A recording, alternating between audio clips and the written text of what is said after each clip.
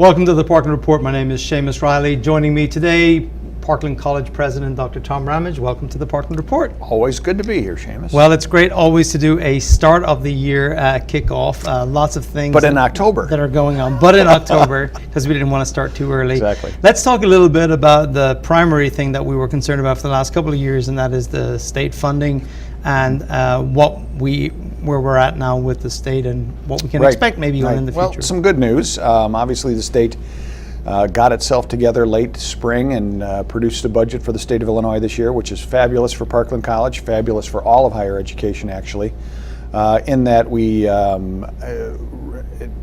were paid much of what we were owed last year.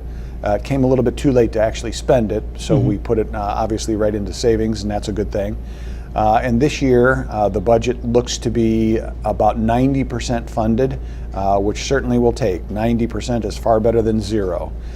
So in our planning for this year, we're assuming that we're going to get a balance, or we'll end the year with a balanced budget, perhaps even a little bit of a surplus, which is fabulous because we've overspent our budget for the last 3 or 4 years, given the budget impasse. So it looks pretty good for this year. So when you say putting into savings, really, we're replenishing the savings account that we had to borrow very heavily from. Sure. Actually, yeah, that's a good way to put it. We spent probably $6, $7, $8 million out of that savings account, making up for the state's deficit as fast as we could. So yeah, you're right. We're actually just replenishing it. It's not back up to where it was prior to the budget troubles. So one of the things that I think that most people don't realize with community colleges and state funding, because they're used to universities getting most of their funding from the state, whereas we have some property taxes that we can take advantage of. But the state funding actually for community colleges in the state is really on a downward trend. Yeah, certainly. There was a time not too long ago, in maybe the 10-year frame, where about 27% of Parkland's total funding came from the state of Illinois. And today we're down to about 5%, maybe 3% going forward. So it's dramatically different than it was years ago. But you're right, tax base, the property tax base, and certainly tuition have made up the difference. We've also been aggressive in terms of certainly working on the grants and contracts and competitive grants, both at the state level when it was available, and certainly also at the federal level. And also talk a little bit about the work that the foundation does to help support our students. Well, first of all, you mentioned grants and contracts. They do a fabulous job. As the economy has constricted over the last few years, they've still been able to produce the same sort of volume of grant production, dollar production into the college, even in a more adverse environment. So congratulations to our grants and contracts people. Our foundation has done extraordinarily well. Some of that is due to the fact that we celebrated our 50th anniversary last year, and there was a bit of a natural bump there. We went extra hard at making sure the community was aware of Parkland's situation and celebrate with us. So a number of new scholarships were generated, a number of new donors were introduced back into the family, and the overall amount of scholarship dollars that we awarded went up fairly significantly as well. So very good thing. So far this year, the foundation has produced about what they did last year, so hopefully that bump stays with us for a bit. Certainly benefits students. One of the things that we also saw with the sort of problems with the state budget was not just sort of organizational grants like we would get from the state, but also student aid and MAP funding and Pell funding, which has always been a sort of a difficult thing for community colleges since they don't get as much Pell funding as people might imagine. So the foundation certainly helps to sort of bridge that gap, make sure students can start their college careers. Right, and we basically went a whole year absent MAP grants, which I can't remember the number, but it's very significant. It's a multi-million-dollar hit to our student population when that program was suspended because of lack of budget. Yeah, a very, very difficult year. So one of the great things about the college right now is we're well settled into the new space, which is hard to believe seems like just yesterday we're beginning the process. It does, doesn't it? But it really has helped shape the college. We've had lots of public functions there, including the recent foundation gala. But I want to talk a little bit about the ongoing investment in infrastructure and classroom development. The board had a chance to tour campus recently and look at a few of the innovative spaces and some of the pieces in the natural sciences. I thought maybe you could talk a little bit about that, because that certainly was part of what the vision was when we started the bond sort of process to begin the construction phases. Sure. Well, the big building projects, the Student Services Center, the Applied Technology Center, and so forth, were done, as you mentioned, through bonds. So that's sort of a one-time operation. You go to the taxpayers and you ask them for permission to do that. That building process is pretty much over. There's still a few residual funds that we're working through. But in a normal sort of course of events, there's two ways that we can either improve classrooms or improve infrastructure on campus. And one is through a special tax levy that's been with us for 50 years. It's called Protection Health Safety. It allows us to do certain things like improve sidewalks and parking lots and signage and things that generally improve the health and safety of people on campus. We also have a much smaller fund that is institutional dollars, where we can outfit innovative classrooms like you're talking about. And we did 2 of those last year, and I think 2, and they're very well received. As you mentioned, the board went through not too long ago and got a look at how faculty are using those classrooms differently than they do a room with a computer up front and a screen and a projector and rows of desks. It's much more flexible. Students seem to enjoy it more. And given the volume of scheduling that's happening in their faculty, like it too, Sure. they wouldn't be scheduling themselves into that classroom or those classrooms. Also, we have 2 really interesting pieces of equipment that the board got to see: the Anatomage table and also the sandbox for the geology program. Sure. The point was made as we were showing to the board that we're unique in that we have this equipment, and not everybody does, including our friends across at the University of Illinois. Yeah, so that's been a pretty good collaboration. The Anatomage table, as you mentioned, it's like a giant iPad, basically a human-sized iPad, where several different virtual cadavers are available, and they can be dissected. You can view certain systems only: the circulatory system, the bone structure, the essential organs, and so forth, all very dynamically, all very realistically. It's not real, it's virtual, but the pictures are photorealistic, and they can be rotated, manipulated in many, many different ways. So a great tool for our anatomy and physiology program. Anybody in health professions. I believe we've had some doctors, maybe from Christie and or Pravina, come through and take a look. So it's an interesting piece of equipment, not inexpensive, about $60,000. And I hear we want another one somewhere on campus, so we'll have to figure out a way to address that need. And then you mentioned the virtual sandbox, which is just fascinating. Picture basically a sandbox with a projector shining down on the sand and mapping all the contours, the elevation and so forth of sand as you build it. It all happens in real time, and you can introduce water and see where the water runs and model erosion and so forth. A fascinating tool for our geology students, and I'm sure others. One of the things that you've been interested in your whole career has been technology, and despite the changes in downward in sort of support from the state, we've been able to maintain a very strong focus on technology and innovation in the classroom, both in terms of our strategic technology plan going forward, and also in some of the really innovative things that our faculty are doing, including winning National Science Foundation grants, which is a really fantastic testament to the work that faculty do. It is. Both the Anatomage and the sandbox are faculty-generated ideas. I mean, it's not like we sat around and said, we probably need one of those. The faculty found that technology, and in the case of the sandbox, actually built the technology in conjunction with our physical plant staff. So that sort of innovation or engagement from the faculty side is irreplaceable. I mean, that has to be paramount.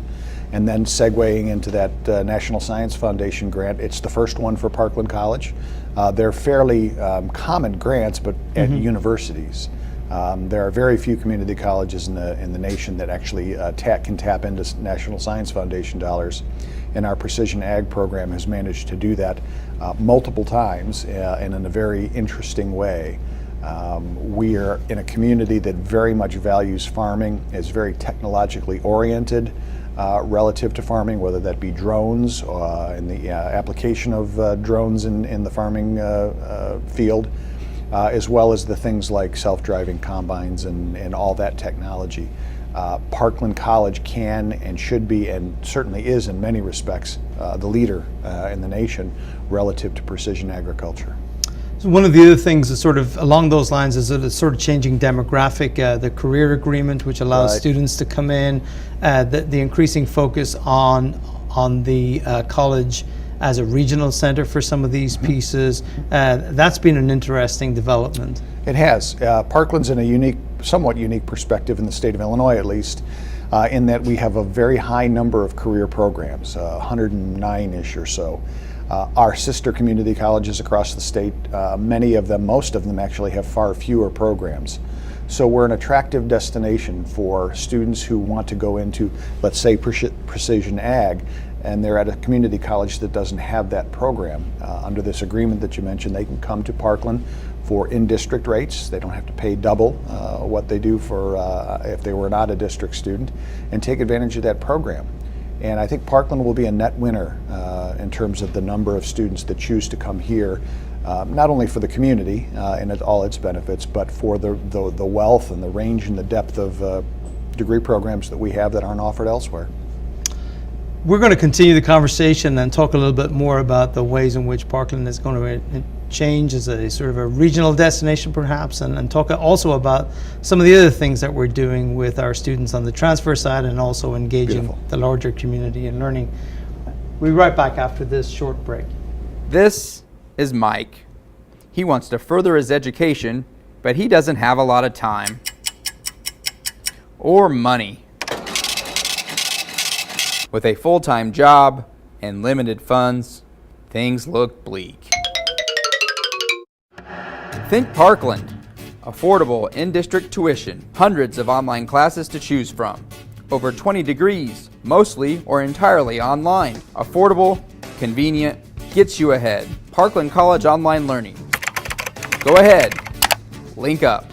Visit online.parkland.edu for more information about Parkland's online classes. That's what agriculture is technology with agriculture, and that's what we call precision ag. So it's 100% what's on the farm. You can't buy a new combine without a yield monitor. You can't buy a new tractor without auto steer.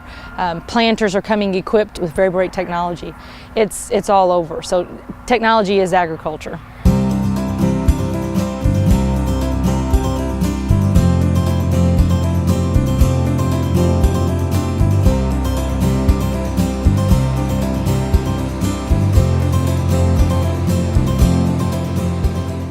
I grew up on a farm right outside of Paxton, and I always been involved in the farm. My dad is really excited that I'm taking a precision class because our farm's small and we're just now getting into the new technology and stuff.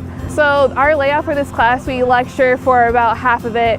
Then after that, it's a very hands-on, and we get to play around with like the UAVs, or they take us out to the field and show us how to soil sample and stuff like that. My time at Parkland so far has been actually really good. It's all hands-on learning for the ag program, and that's what I really liked about it. Reading about something and seeing it in a book is kind of boring, but then when you actually get to go out and do it, it kind of clicks in your head, and it makes tests more fun because then you're like, oh, I remember doing that when I was out there. Part of the precision program is actually you're planning on what you're doing for the next year. So right after they harvest this field, I'm sure they're gonna do soil testing, and that decides how much lime you put down or if you need anything else. And that also affects your yields for the next year. The main thing for me about precision was it's just all the updated technology. Like, we've never had any of this before, and it's the future.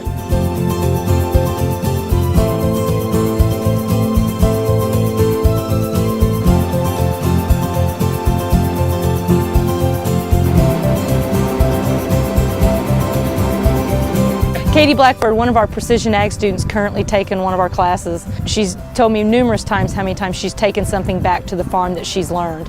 And Grayson's another one of our students that will be joining our Precision Ag program this spring to be learning more about Precision Ag so she can also go back to the farm with some of those technologies.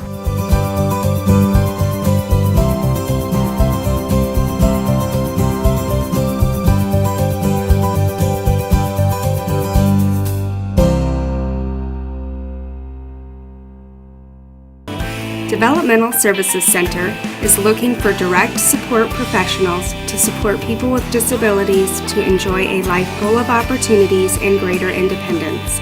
If you want to make a difference in someone's life every day and you are looking for a rewarding career opportunity, come work with us. Come work with us. Come work with us. For more information about these rewarding opportunities, please visit our website or give us a call. Come work with us.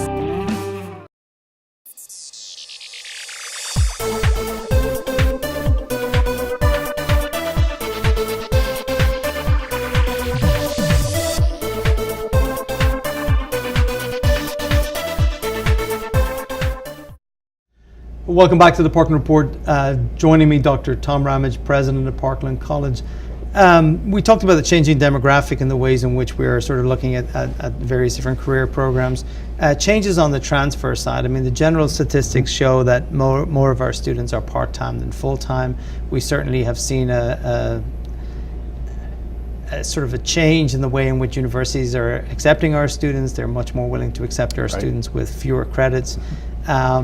So there's a lot happening in terms of like our outreach and the work that we're doing to help our transfer students. Can you talk a little bit about that? You know, there's a lot going on here, both in terms of the dual credit side as well as what's happening with our students. There's 60 different ways to address that.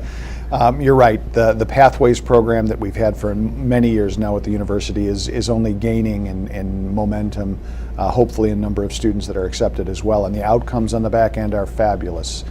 Students graduate from the University of Illinois on time with their bachelor's degree after leaving Parkland, and that's about as good as it gets. It's an outstanding relationship that we want to continue. You mentioned changing demographics. We have a huge number of people in the Champaign County area, and actually in the state, in the country even, that have some collection of credit hours but no degree or no certificate. Those folks are on our mind. What can we do to structure our programs in a way that allows a student to come back and finish that associate's degree, perhaps transfer on in a way that makes sense? Is that evenings? Is that weekends? Is that a cohort? Is it part online, fully online? All those questions are certainly on our mind and on our faculty's mind. For the more traditional age students, actually maybe a little bit younger than traditional age in terms of college, we're looking at programs that accelerate a student's progress toward a degree. So think dual credit, where students are able to earn high school credit and college credit at the same time.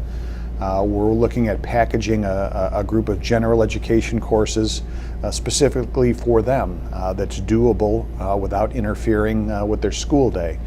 They would come to campus perhaps late in the afternoon or maybe early in the morning, take a couple hours of classes here, and perhaps after a year or two they would have that general education core that's portable to any university in the state of Illinois by way of the Illinois Articulation Initiative. What a great way to start your college career with 36, 38 credit hours in your pocket for a very reasonable rate at Parkland College. So, you know, we've done this very successfully on the career side where it makes a lot of sense. And also from an economic point of view for the high schools who simply cannot afford to maintain the structure needed in terms of the career tech field, because the funding simply isn't there. But I would say increasingly also on the transfer level side, both in terms of the sophistication of the scientific education and the quality of the laboratory space that we can offer here, there is potentially a super opportunity for students to benefit both the high school students and the high schools themselves. Absolutely. So that their students can guarantee progressing. We were talking about construction and bonding a bit ago, and one of the projects that we did was renovate all of our biology labs in the L wing. They're beautiful. They're state of the art. There's a lot more of them than there used to be. because student demand has picked up, and that's exactly what we're talking about. How do we utilize those biology labs in a way that makes sense and as efficiently as possible? And accessing dual credit programs is one way to do that. So one of the really interesting things, maybe interesting is the wrong adjective for it, but what's happening in health professions, and community colleges across the country have moved to a baccalaureate structure in some cases, particularly in Florida and other places around the country. The idea being that these applied baccalaureate students are needed quickly in the workforce. This is an extremely efficient and economically beneficial way for students to get that degree. It's not the case here in Illinois. Right. And I know that it's been part of what's gone on in the legislature. An added twist to this conversation now has been what's happening within the individual health professions fields, where they are now mandating on the accreditation side that the basic requirement for entry level into the workforce is going to be a baccalaureate degree. I know this is something that you've been engaged with at the President's Council. Let's talk a little bit about where you think we might be going with this. Right. So our focus last year was mostly on nursing, where you're right, you have the confluence of events. You have an accrediting agency and also the hiring authorities, hospitals in particular, especially those that are looking at magnet status, which is an indicator of quality. The desire to have baccalaureate prepared nurses is being pushed from both those sides at the same time. The problem is about 60 or 65% of the nurses that are produced in the United States come through associate degree programs. So if all of a sudden we're not in the game anymore because it becomes a bachelor's degree as the point of entry, we have a shortage. We have an immediate problem in the production of nurses in this country, and that leads to unfortunate events. So our pursuit in Illinois toward the baccalaureate degree is not because we think we ought to offer a multitude of baccalaureate degrees in all subjects, but rather keep the program that we've had for 50 years, which is present at every single community college in the state of Illinois, and adapt to the workforce needs, adapt to the accreditor's recommendations that this become a baccalaureate point of entry. We're staffed for it. The curriculum is not significantly different from what we're capable of teaching now. We have some 53 students in our nursing program each semester, and we're talking about keeping them 2 semesters longer and teaching them critical thinking skills and the managerial aspects of a general education program that rounds out a baccalaureate degree. It makes perfect sense, to me at least. And then you layer in on top of it more recent news where some of the allied health professions, occupational therapy in particular, and others that will soon follow, where their accrediting agencies are also making the decision to move toward the baccalaureate degree as the point of entry. My own opinion is that might be a little bit short-sighted. We've had an occupational therapy program for multiple decades at Parkland College with great outcomes.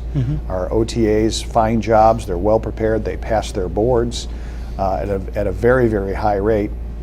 And now in about 6 years functionally, the point of entry will be the baccalaureate degree. So it will take twice as long to earn that degree. It'll be a 4-year program. It'll be twice as expensive. And there are no universities in Illinois that offer the baccalaureate in occupational therapy. So we're artificially creating a problem again, where one doesn't seem to exist. So it's maddening to a certain extent. And there more allied health programs are going to follow. It would not surprise me a bit.